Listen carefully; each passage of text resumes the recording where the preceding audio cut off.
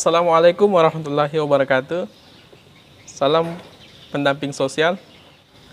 Teman-teman sekalian, hari ini kembali lagi dengan saya Dandi Wardana di channel Dandi Wardana. Kesempatan kali ini kita akan membahas terkait apa yang harus kita lakukan sebelum kemudian melakukan pencairan bantuan sosial PKH. Simak terus videonya agar tidak ketinggalan informasi ini. Dan kemudian bantu saya untuk mengembangkan channel ini dengan menekan tombol subscribe. Dan kemudian bantu saya untuk menyebarluaskan video ini agar kemudian teman-teman yang lain bisa mendapatkan manfaat dari video ini. Kita lanjut, teman-teman sekalian. Di masa pandemi ini, di masa pandemi COVID-19 ini, saya ingin mengajak kepada teman-teman untuk kemudian mari kita menjaga kesehatan kita dengan senantiasa melakukan protokol kesehatan. Menggunakan masker ketika misalkan keluar rumah, dan kemudian sering-sering mencuci tangan. Agar tujuannya kenapa? Agar kemudian yang pertama kita terbebas dari ataupun bisa terhindar dari virus COVID-19 ini. Yang kedua adalah kita bisa menjaga diri kita dan keluarga kita dari penularan virus COVID-19 ini. Ya, jaga diri kita dan keluarga kita dari virus COVID-19 ini dengan melakukan protokol kesehatan kapan dan dimanapun kita berada. Teman-teman, khususnya KPM PKH, dana PKH bulan Oktober kan belum cair nih. Belum cair, makanya saya hanya ingin mengingatkan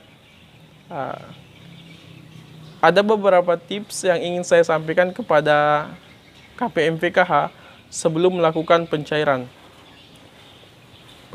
bantuan sosial PKH untuk bulan Oktober ini atau tahap keempat ini.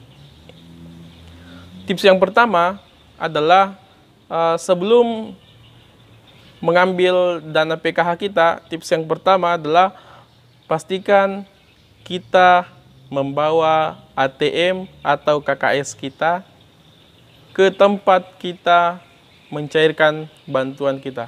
Karena terkadang biasa kita ke sana dengan tidak membawa ATM ataupun KKS kita. Jadi dipastikan dulu bahwa KKS kita atau ATM-nya itu ada di dompet kita. Baru kita berangkat untuk mencairkan bantuan tersebut.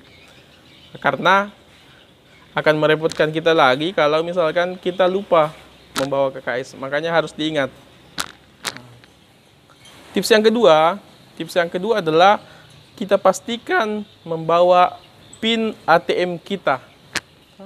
Pastikan membawa PIN. Atau setidaknya kalau kita sudah menghafal PIN itu, maka pastikan diingat PIN-nya.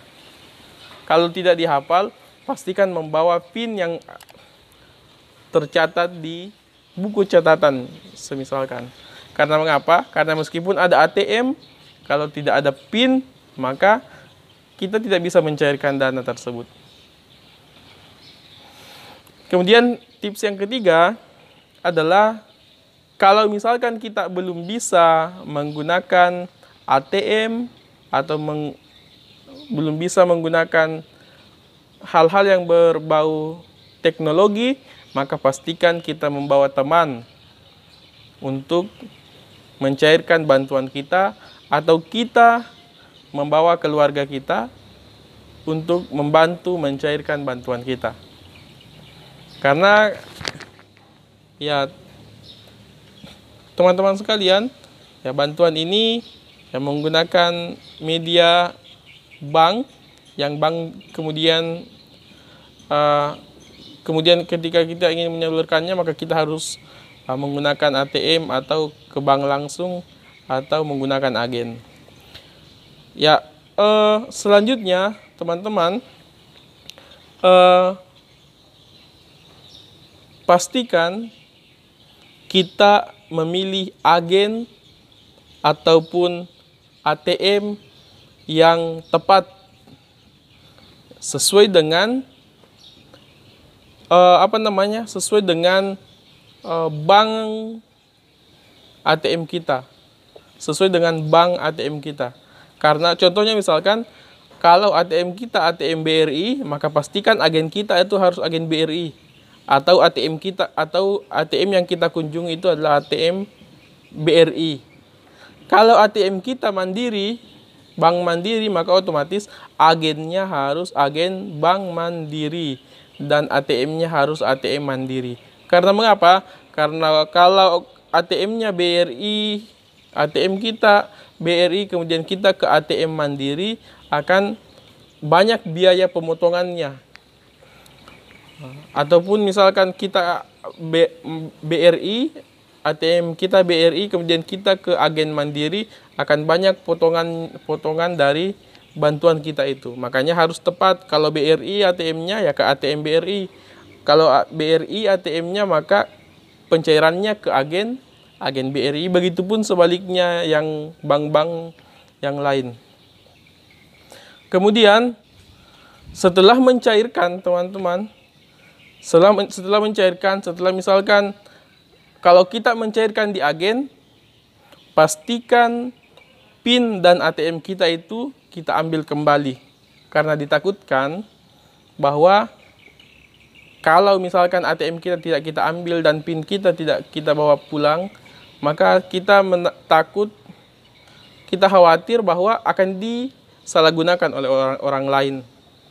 Bisa saja mungkin bantuan kita diambil isinya ketika ada pencairan selanjutnya. Dan kemudian ketika misalkan kita mencairkan dana kita di ATM, pastikan mengambil ATM-nya terlebih dahulu, baru menghitung uang dari yang kita keluarkan dari ATM. Karena mengapa? Karena biasa ketika kita mengeluarkannya, kemudian ketika kita mencairkan dana di ATM, kemudian kita lupa mencabut ATM-nya, maka biasa tertelan ATM-nya. Maka itu menjadi masalah lagi kepada teman-teman. Makanya usahakan kalau mencairkan dana, tarik dulu ATM-nya baru dihitung uangnya. Seperti itu teman-teman. Setelah itu selanjutnya pastikan jumlah bantuan kita sesuai dengan komponen yang ada di PKH. Terima kasih teman-teman, itu tips untuk kali ini. Semoga bermanfaat. Kembali lagi, tetap jaga protokol kesehatan di masa pandemi ini. Assalamualaikum warahmatullahi wabarakatuh. Salam pendamping sosial.